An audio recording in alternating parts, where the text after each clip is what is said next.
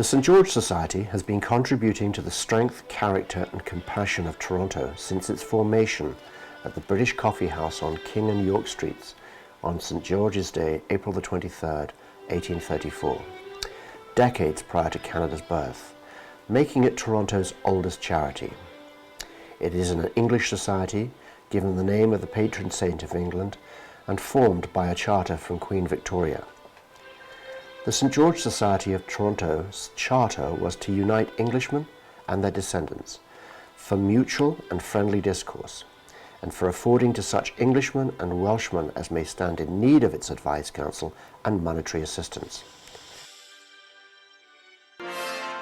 Today the Society is open to all people and cultures interested in preserving and furthering all things English.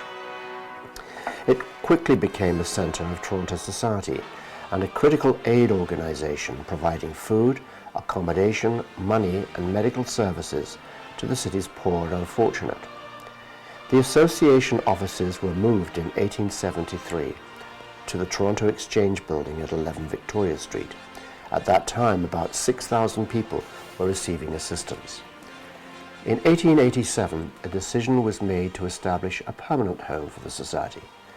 A separate organisation, the St. George's Hall Company, was formed.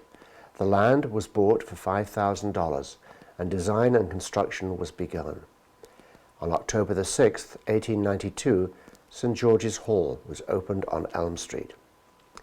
By 1920, many of these benefactors had passed away, leaving their shares in the land company to the Society. The Society purchased the remaining shares from the company for $10 a share. There were 2,500 shares in total. The Society continued to become an important influence in the city.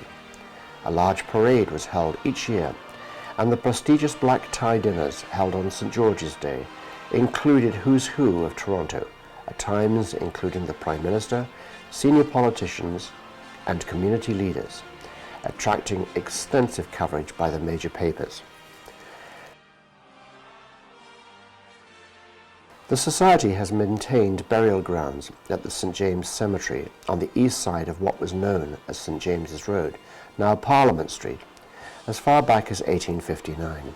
These burial grounds were initially in the churchyard of St. James Cathedral and maintained by the Society for the poorest of the poor since 1844. The St. James Cemetery officially opened in 1859, and the St. George's plots were amalgamated into a common community burial ground in 1872.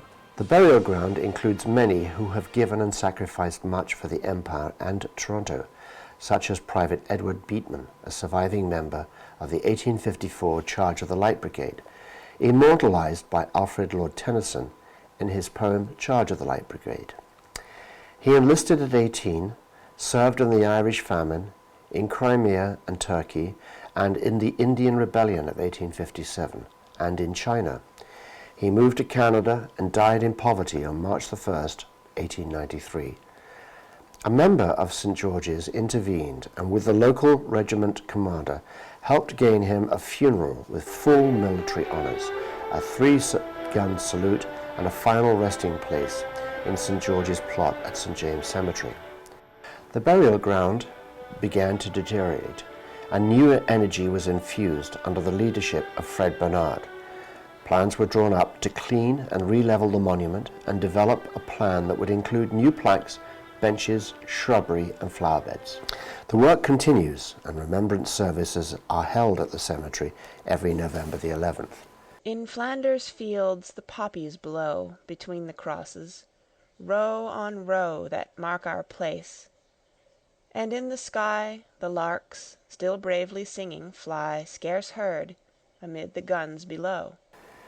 In earlier times, women were not admitted to the Society and could not attend cigar and concert nights or annual dinners and were not granted membership until approximately 1973. By the early 1980s, the St. George's Hall was in serious need of updating and repair, and the Society lacked sufficient funds.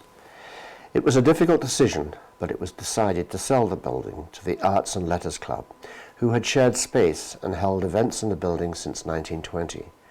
The Society continued its philanthropic work and rebuilt a full calendar of social events that included the Christmas dinner, car rallies, cricket and croquet tournaments, annual dinners, and trips to Stratford.